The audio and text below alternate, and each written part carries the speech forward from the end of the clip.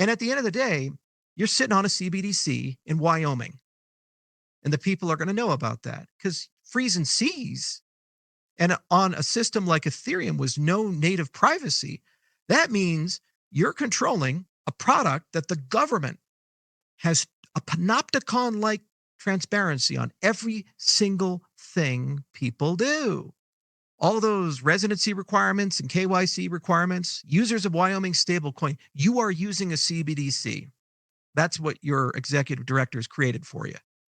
You don't like it? Well, they can seize your assets. They made that very clear that that's a hardline requirement. So if you hold Wyoming Stablecoin, know that everything you buy is monitored and tracked, and know that at any given time, civil asset forfeiture, they can just seize it.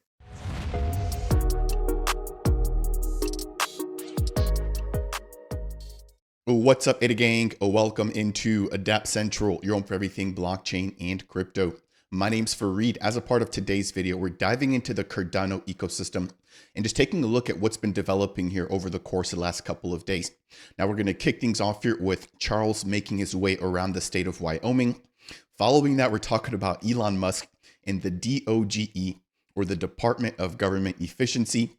And then after that, we've got Cardano Foundation highlighting, or at least jumping on the radar of a pretty big exchange within the European region. Of course, you've got deep dives and updates all around the ecosystem. So strap up, buckle up. And as always, please smash that thumbs up on the way in. It's by far one of the easiest ways to support me here as a content creator.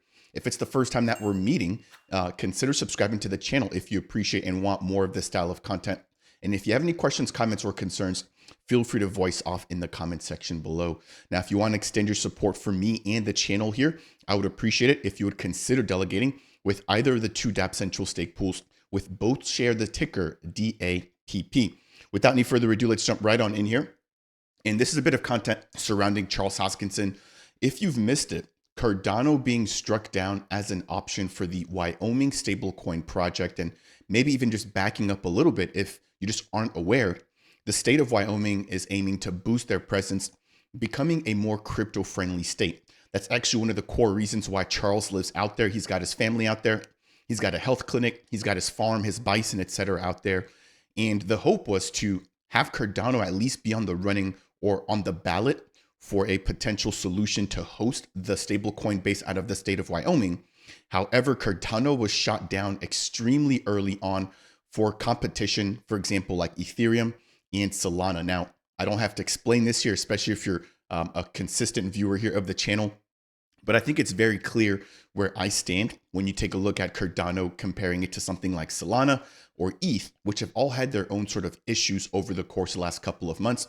Cardano continues to be by far one of the most stable and secure networks out there, which blows my mind as to why it was disqualified from being chosen as the network of choice for the Wyoming stablecoin.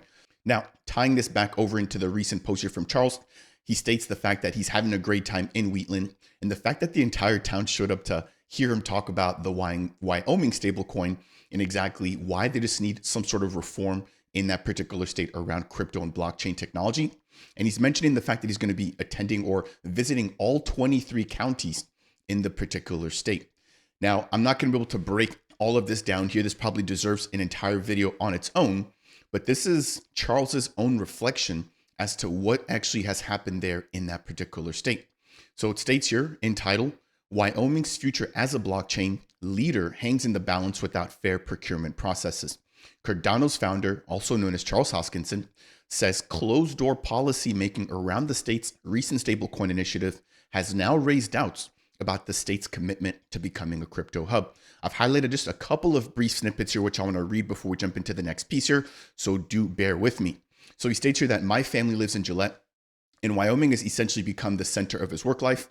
The fact that he loves that place, and the fact that his bison ranch is located in Wheatland, in addition to his family's state-of-the-art healthcare clinic in Gillette alongside 100 employees that he obviously employs there.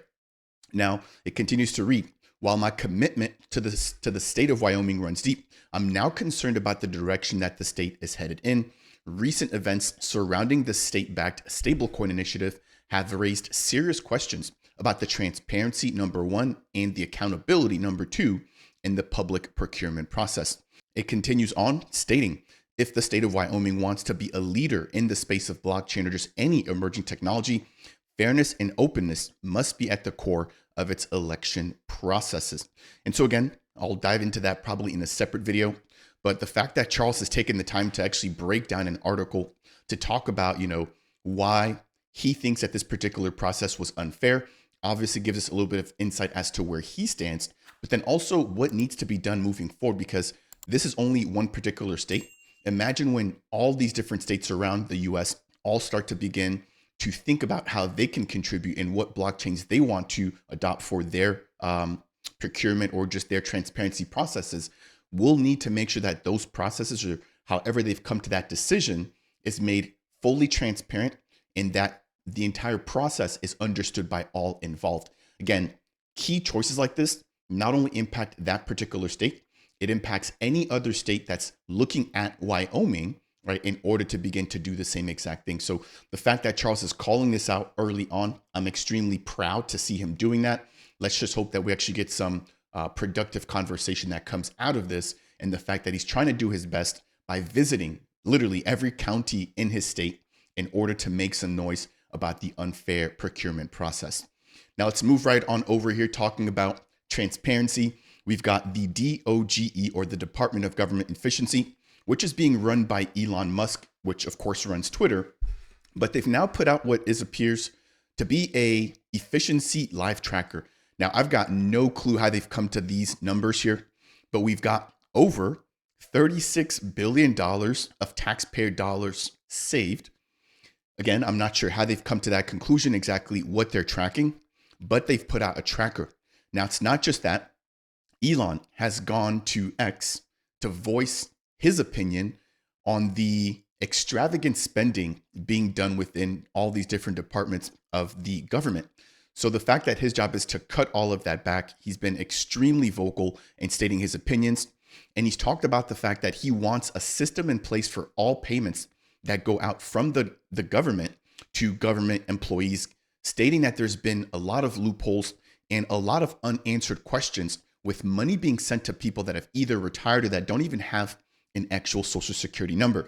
So as you can imagine, that could potentially mean that there's a lot of waste or just even fraudulent activity taking place. And so he put this post out there.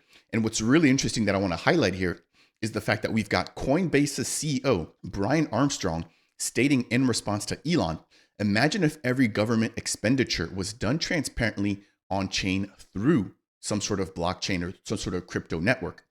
That would make the auditing process so much easier. And this actually caught wind here on Cointelegraph, by far one of the bigger platforms when it comes to crypto news. And they wrote down an entire article about the response from Brian. And so this again raises the question, if there is a need for this, if there's enough people complaining about the lack of transparency, not only is this a bullish use case for crypto that everybody's going to be able to understand, but then that leads to the next question, which blockchain stands to be the one that's able to do this the most efficiently? Of course, if you're watching this channel, I think my response is extremely clear. Cardano is the one that's able to handle this, not only because it's decentralized, not only because it's secure, not only because it's now been up for over 2,700 days, but now it's also completely run by the community, meaning that no one has a single hold, or no particular person has hold of what actually happens on the network. And so this is exactly why we need Cardano, but this could be the potential use case that really brings Cardano to the forefront.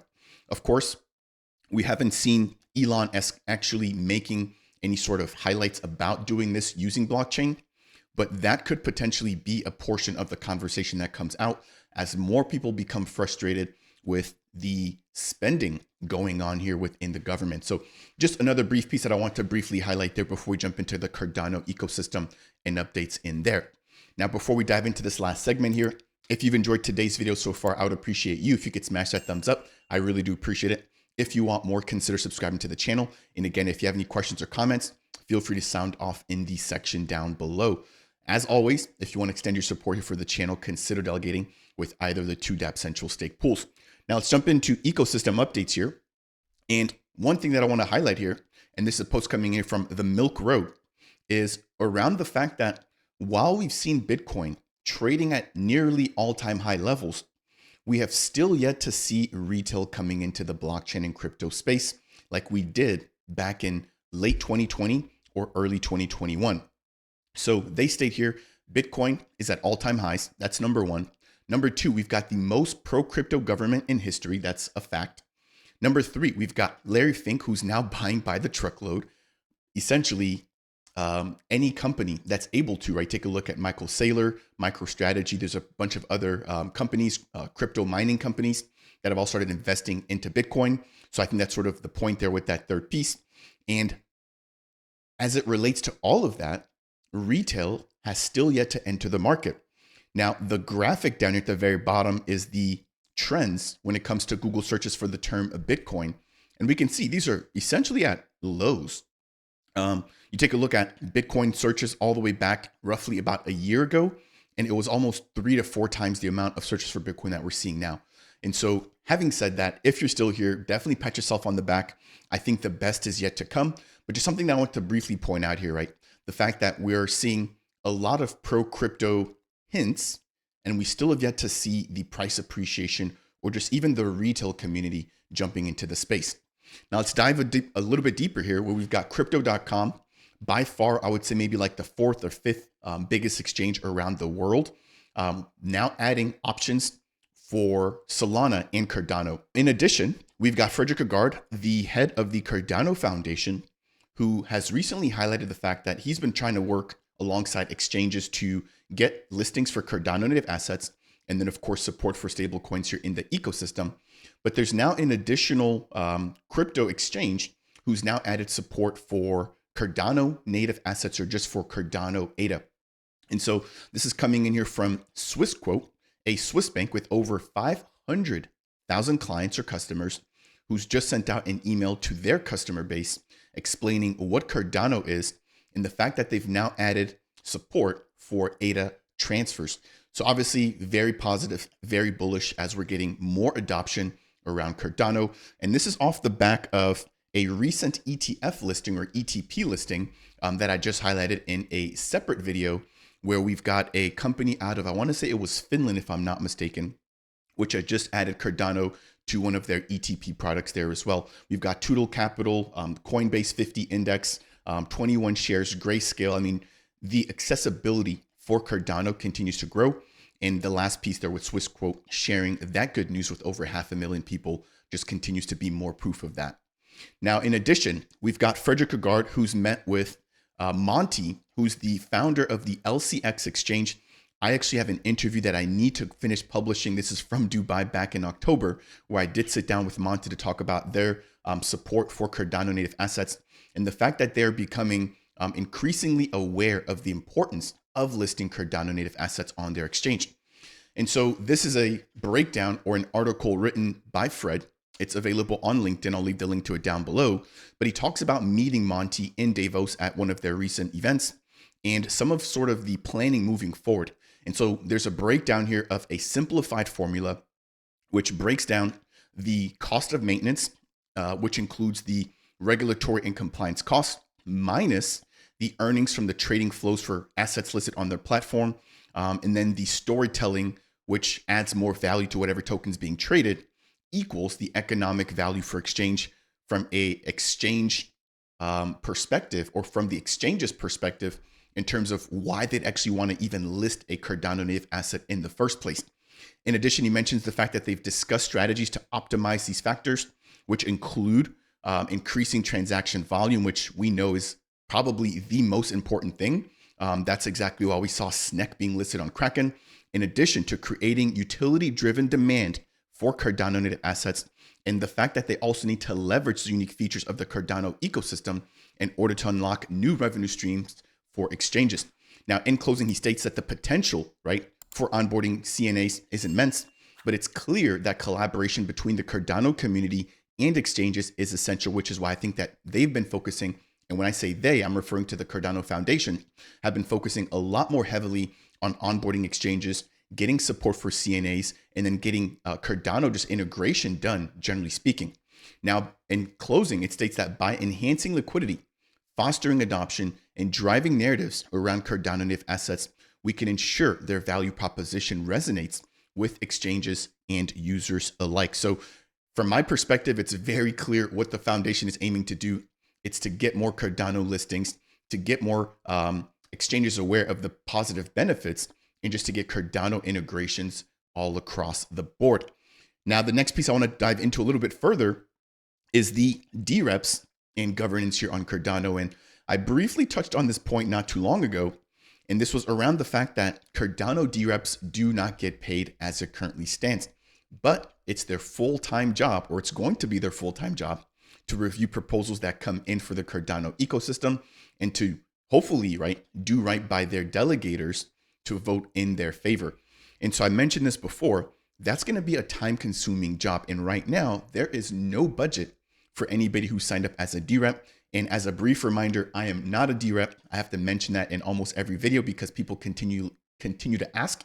And while I do appreciate the fact that people are willing to delegate their ADA with me, this is one of the core reasons why I have yet to actually dive in. Number one, it's not just about the money. It's really about the focus and the time and effort that it's going to take. And then number two is that if I am going to be spending more time dealing with reviewing and just sort of the DRep stuff, it's going to take away from what I'm doing here in terms of content creation. And so Rick has essentially posed a question to the community asking about whether or not the community should get paid. And surprisingly, the majority of people actually voted no. I voted yes because, again, I think that it's a time-consuming job, just like creating content is time-consuming. People don't understand that when you're just on the receiving end, when you're consuming content, how much time it takes on the back end to actually get that out there for people to review. And on my case, or in my case, a lot of what I do on YouTube is completely free, right? So I'm not charging anybody to watch the content, but there is a lot of effort that goes into it. So very similarly, while people may not necessarily see the time and effort that DReps put into reading, understanding, and voting for proposals, it's still something that takes up their time. Now, of course, they've chosen to be DReps. Nobody forced them, right? But I think that this is a really good question. And I would not be surprised if we see a proposal coming in through Cardano governance around remuneration or payments for DReps. And so Rick has made a very simple suggestion that I actually like, which is to compensate DReps based off of the collateral that has to be put up by the proposee of a particular proposal. Hopefully that makes sense there. But right now you have to put up 100,000 ADA in order to put up a proposal. And that's just done to make sure that people don't spam the network, or people don't just put in proposals that, aren't necessarily time worthy. And so it's sort of a barrier to entry and a way to reduce or to remove spam. Now, Rick's proposal is to lower that 100K deposit fee and to charge maybe somewhere around 10,000 ADA, but instead charge an additional amount depending on the length or just some sort of other metric around the proposal. Now, the additional ADA would be split amongst the reviewers or the DReps that actually take their time to review said proposal. And it states here, in addition to that, the more demand placed on resources, i.e. the DReps, and the time that they spent evaluating proposals, the more the person submitting the proposal needs to pay for consuming other people's time. And I think this is spot on. Bravo, Rick. I am fully in support of something like this. Again, not only will it deter bad actors from putting out ridiculously long proposals just for the sake of doing so, but it also now rewards the DReps for actually spending their time to go ahead and review the process. Now, the only concern here is that not only do you have the DReps to pay, but you also have direct voters that may also be spending their time in order to put in their votes. And so if we're only compensating DReps, what about the active voters? Does that now then maybe make them want to sign up as a DRep just to get paid? So I think there's a couple of things to think about there, but the fact that we're having this conversation is, I think, an important one to have. And I think over time, as people do begin to get more consumed by the task of being a DRep, we're going to start to hear them, I think, asking about, hey, is this something that we should be getting paid for? Of course, I'd love to hear what your thoughts are down below. Let's keep the conversation moving here. We've also got an update coming in from Midgard. If you aren't aware, a layer 2 scaling solution coming here from the Anastasia Labs team. And the fact that they're about to be showing some pretty big updates. Now, their team, which doesn't want to bite off more they can chew, and they don't want to tease the community prematurely, but it stated that they're now almost at a point where they'll be able to demonstrate the real power and the usage of a layer 2 scaling solution like Midgard, which uses ZK proofs. So I'm excited to see that. And if I'm able to, I'll reach out to the team and see if I can get them on here for an interview breaking down their latest developments. We've got Rick again coming in here from the Cardano Atlantic Council, made up of, I want to say it's 7 members who've officially voted yes in favor of ratifying the proposed interim Cardano constitution. And while we're actually here, let's jump over into AdaStat and let's actually get a quick update here as to where we currently stand for that particular vote. So we've got the Cardano constitutional vote. Let's jump back in here. As always, I'll leave the link to this down below. But we've now got 64% of the DReps by stake voting in favor. The threshold we're looking for here is 75%. So the community feeling very, very strong right now about making the interim constitution the constitution for Cardano. And right above here, we've got the 100,000 ADA, which has been put up as collateral for this actual proposal. And then we've got the Cardano Atlantic Council being the first of the ICC, or the Interim Constitutional Committee, to vote yes or in favor of that particular proposal. Now we're still waiting for the 66% threshold, which then gives us the official yes, in addition to that 75% threshold, which we are getting very close to there for the DReps. Keep in mind that the SPOs do not vote on this particular update or on this particular proposal, which is why there's no mentions here for that. Moving right along, shout out to Angry Crypto Show here. We've got the director of software architecture. His name is Nicholas Beery, stating, if Ouroborous Leios goes well, ADA will have the fastest Nakamoto-style consensus and one of the fastest blockchains in the entire blockchain industry. Now, I broke down the Cardano 5-year vision. I'll leave the link to that video down below. And I also broke down IOG's latest roadmap proposition, which both of them include a mention of upgrades to Ouroborous or Ouroborous Omega. Now, Ouroborous, just generally speaking, is the Cardano consensus mechanism, which allows for us to have this liquid proof of stake. And it's by far the best in class when it comes to a consensus mechanism. Now, Ouroborous Genesis is what we're currently running on, and we're expecting the release of Ouroborous Paris and Ouroborous Leios. Now, we've got here the paper for Ouroborous Leios, and it states that this is a new variant of the Ouroborous family, and it's set to substantially increase throughput while achieving at least as good as security as the previous versions of the Ouroborous variants.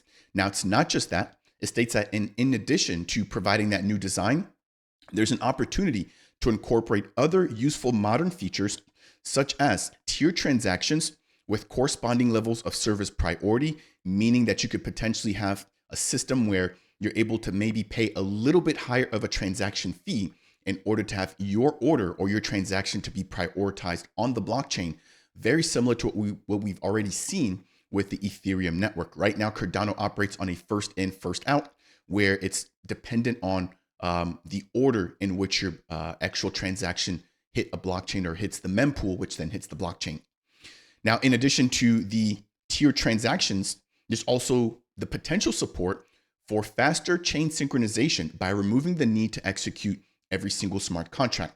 Now, this is very similar to something that we've seen with Mithril, which allows for snapshots to be taken in order to speed up the chain sync process when you're creating or spinning up or just even restarting a Cardano-based node. Now, let's continue the conversation here. We've also got the fact that the Stuff.io team has now gotten their Stuff app listed on the Fire TV app store. So pretty cool feature here. Of course, Stuff.io being all about content, whether that's music, books, TV shows. This is literally perfect in the current time that we live in, and on a platform like Fire TV, which is all about consumption, again, around music, videos, all of that good stuff there. So good to see, a Web3 based platform being listed on something as big as the Fire TV Play Store. As we get ready to close things out here, we've got someone named Pons from the ETH ecosystem who's giving Cardano some kudos here, which is actually why I want to end off on this note here. But we've got the Cardano whale, obviously a big voice here in the ecosystem, talking about the fact that within the top 10 blockchains, there's one blockchain in particular, of course, Cardano, which is now beginning to catch some big investors' eyes, given the fact that we've consistently been secure, reliable, we've been decentralized, and we've now got decentralization and governance in effect. But we've got Pawns responding to that tweet from Whale, stating Cardano might be the only segment of this industry left that has the real shot, or that has a real shot at fulfilling the original ethos of decentralization. So just to see the fact that people outside of the ecosystem, people from ETH, are even cognizant, or they realize the value that Cardano has, is extremely important and very reassuring here that yes, Cardano in terms of price might not be where other cryptos are, but this is a long game. And the fact that we have a vision up until 2030, we've got big things like Ouroborous Leios, Ouroborous pairs, which may not come right now. It's looking like maybe 2026 or 2027. That yes, it might take time, but I think that it'll be more than worth it if you have the patience to be able to see this through. Again, this is not a quick win. This is not going to be a battle that we win in this particular cycle, and maybe not even the next cycle, right? But as we continue to stay and stick to our principles, it's going to become inevitable. It's going to become undeniable that Cardano has been built the right way and has had the right vision and has been here in this space with the right intention all along. So that'll bring me to the end here for today's video, breaking down updates from Charles, the Department of Government Efficiency, the Cardano Foundation, and just so much more. As always, if you've enjoyed updates like these, I would appreciate you if you could smash that thumbs up. Again, it's by far one of the easiest ways to support me as a content creator. If you want more, consider subscribing. And if you have any questions or comments, feel free to leave those down below. That said, and as always, I'll see you guys in the next video.